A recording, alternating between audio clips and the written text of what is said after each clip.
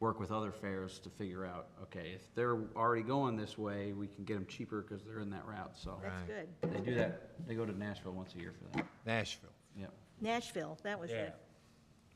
Okay. Call to order the Planning and Zoning Commission meeting on Monday, October 9th at 7 PM. Roll call, please, Gina. Rocco Gonzalez, Mark Kleesner, Here. Mark Piontek, Here. Tom Hopmar, Mayor Hagedorn, Here. Sean Borgman, Here? Chuck Watson, Here. Chad Briggs, Here.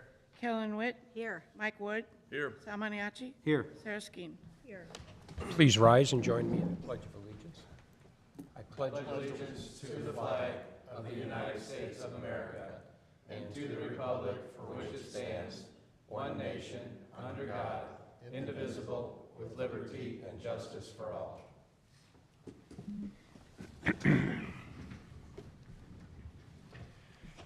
First order on the business is the approval of the minutes from the September 13th meeting, and I just have one comment. Gina, would you look back at the recordings on the very last page, or second to last page, actually, in my comments?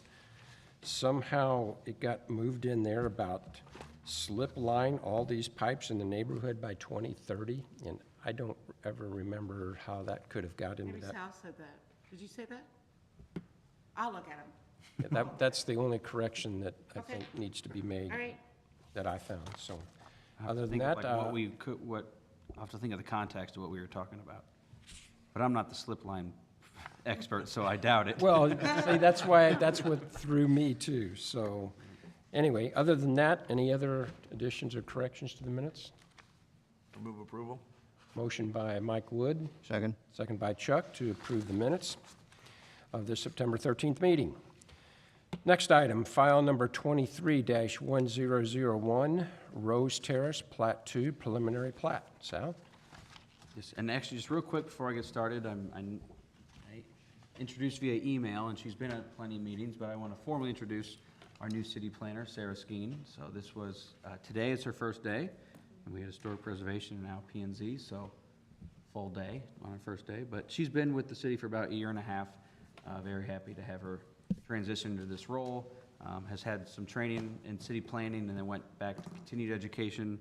Just finished a degree in ArcGIS, so now we'll have a second person on staff who can fully do a lot of our mapping. And she's still going to school for more government classes, so yeah, she doesn't stop. So very happy to have her, and I'm still going to be at all the meetings, at least well into the new year, and we'll slowly transition. I was saying, small agendas here and there in the future will completely take over, but any large projects, I'm still here. I'll be a part of the process, so. Welcome, Sarah. Thank you. All right, the first item on the agenda, Rose Terrace Plat 2, preliminary plat.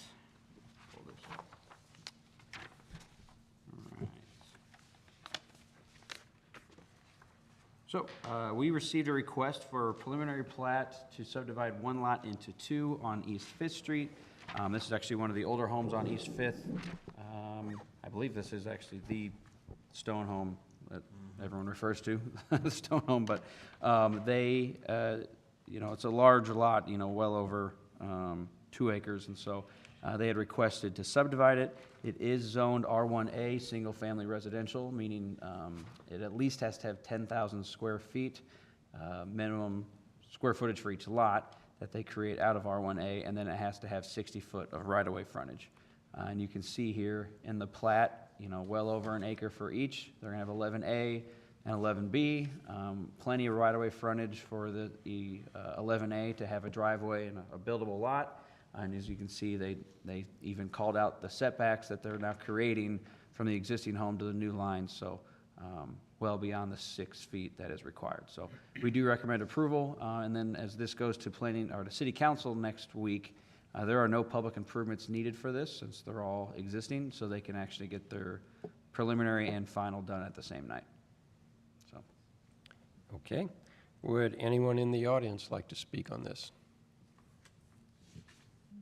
Commission members? Makes sense, feel like?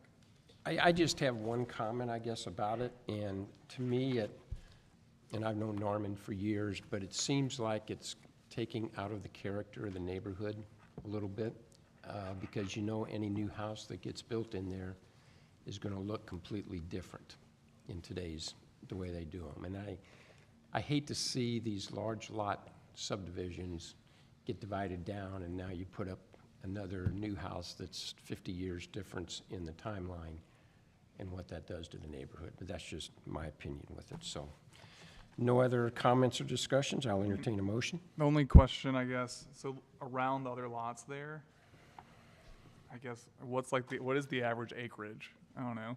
And this is going from 3 to like about 1.5. Tell you, I feel like, to your point, it could make sense just to see. I don't think it's going to be, like, we shouldn't approve it, but maybe, what is it?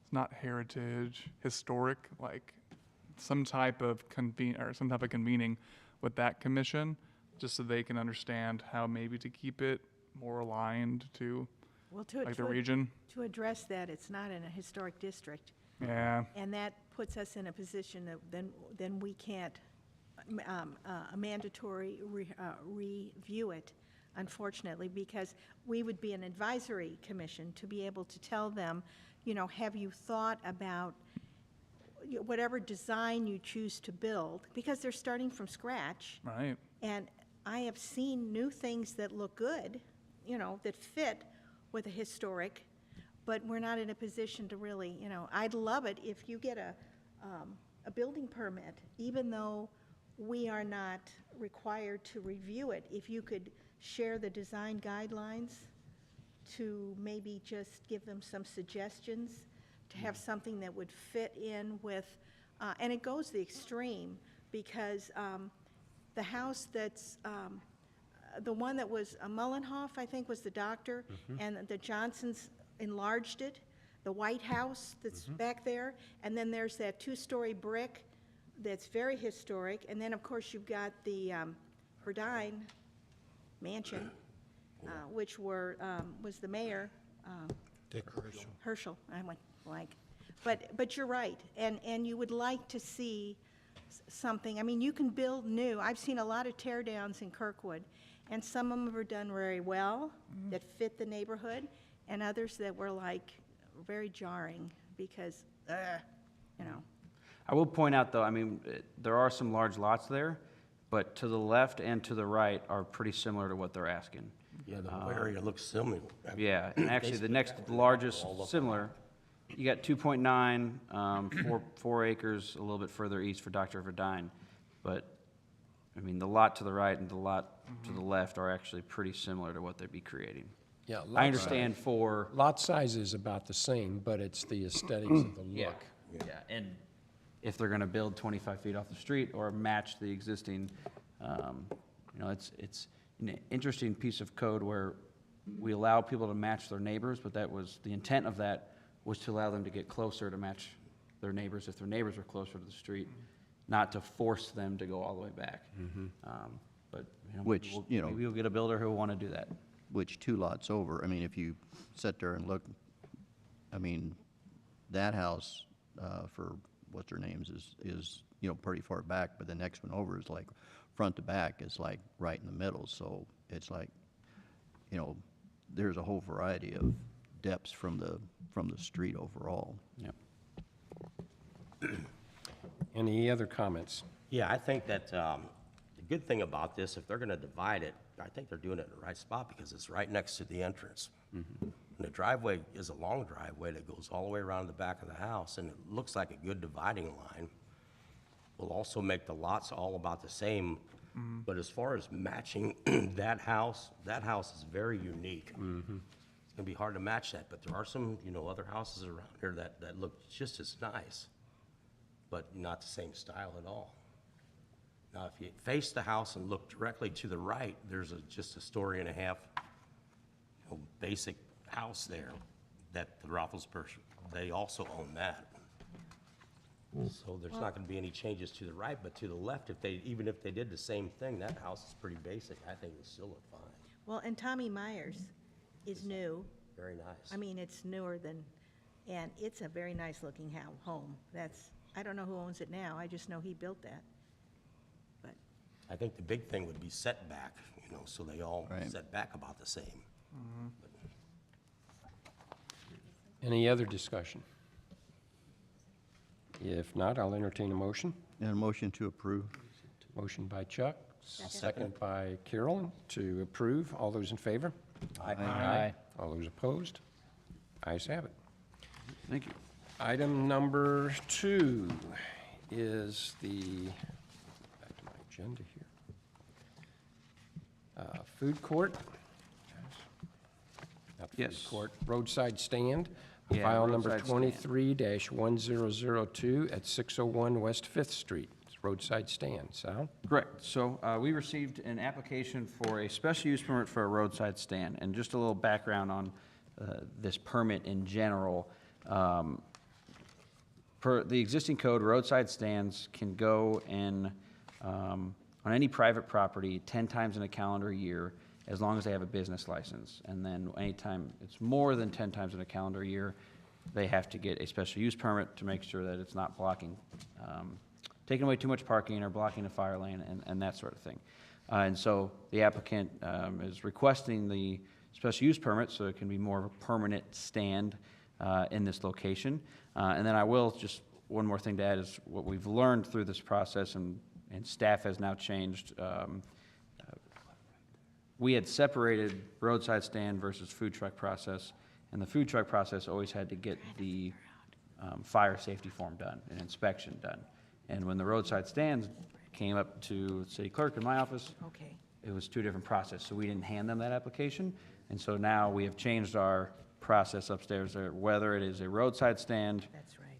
for 10 times, a special use permit, or a traditional food truck that's in a vending district, they will both now have to do that process. So that is something we have changed since this application has come in. I just want to let you know that. And I'll pull up the application at the end because I have shared that with the applicant. So the subject property, 601 West Fifth Street, commonly known as a sandbar or sharp corner. It does have some parking on the front, but as well as in the rear. One thing to point out is that it is also owned, the lot is owned by the same management, same property owner as the property to the west. And the code is clear about bars and nightclubs are able to share parking as long as you get permission from your neighboring properties or it's the same owner. Wait a So that is one thing to point out with, that was a question that was brought up with staff. Well, if they take away parking, is that becoming an issue? You're a font. That particular use can have a shared parking agreement as long as it's within 300 feet. So really, you can count the parking all up and down that strip mall there as well. So that was talked about during our site plan meeting as well. But as you can see here, it's zoned C2 overlay. So it is in our commercial district. That's our Fifth Street corridor, kind of mixed-use overlay district that allows for residential and commercial uses. And then this is the site plan. I actually worked with them when they came in to kind of just show the general idea of where they're going to put it on our GIS map. So it is a stationary food trailer, not a mobile food truck, but and this trailer itself takes up an 8x10 parking space. And so, you know, by itself, looking at that, you know, staff reviewed it and said, yep, there's no reason we feel that it is a detriment to the surrounding community. It's just an additional commercial use. A lot of bars have foods and kitchens. This is just adding food options just outside. One thing that happened in between while they were doing their 10 times beforehand, there was a fire in this location, and that's when Chief and I talked about this food safety form that we were only doing for food trucks, not for roadside stands. And so what we are recommending is approval, but just with the condition that they get that form approved by the Washington Fire Department, which would require them to make sure that it's 10 feet off from the building, and that, I'll actually show you what it is all on it. And again, Chief actually, or the fire department put this together when we wrote the new law for the vending districts.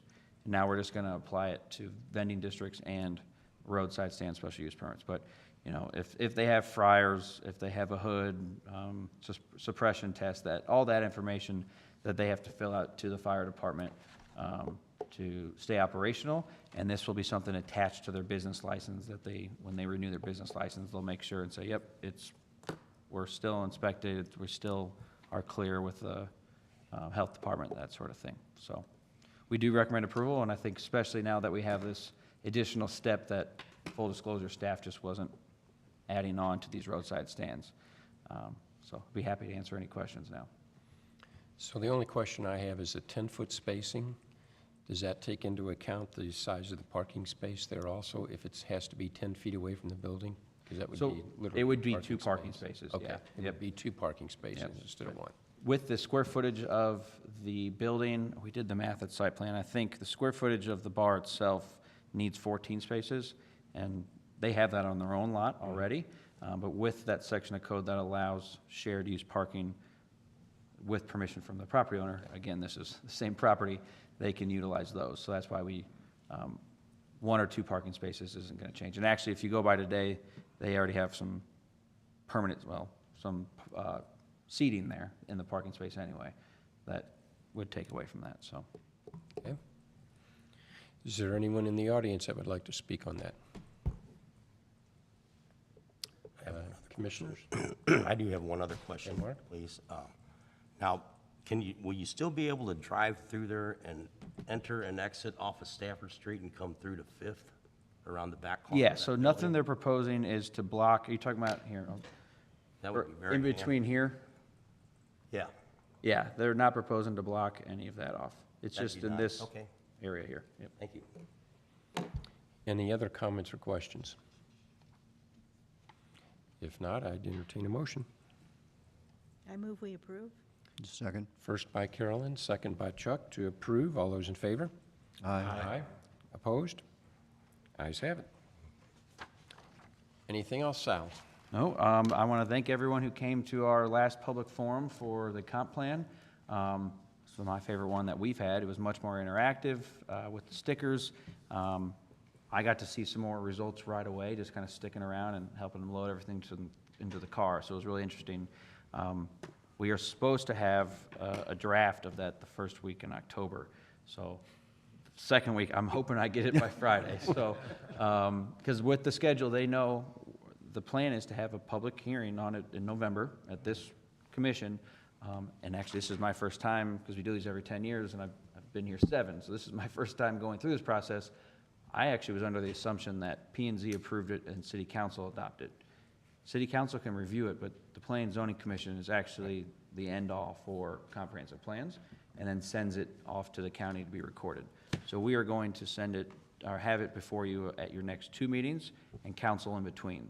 And so that way we'll have multiple times to review before having it adopted in 2023. So it is still hitting that And we will have one more committee meeting. Yes. Steering committee meeting, correct? Yeah, so actually, we requested that they send that draft to the full committee so that people have time, because they said they do it different ways in different cities. They actually distribute it at the meeting, and I said, no, let's give them as much time as possible to look it over, and then we'll have one more steering committee meeting with we've paid, that's something we have paid for with their staff.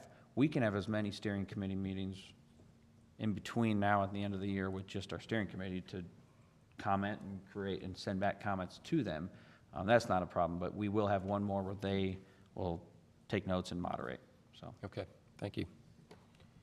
Anybody have anything else? If not, I'll entertain one last motion. Motion to adjourn? Motion by Chuck, second by I'll second it. Chad. All those in favor? Aye. We're adjourned. I've said this before and it's not happened, but I have had enough meetings that I would anticipate a larger agenda next month. I think we'll have some subdivisions come in, some social use permits, so, and then along with that planning, that draft, so just full warning to make sure if everyone, we would love to have a full, we'd love to have a full quorum, but also Yeah, I be know. prepared, so. Right in the middle of hunting season.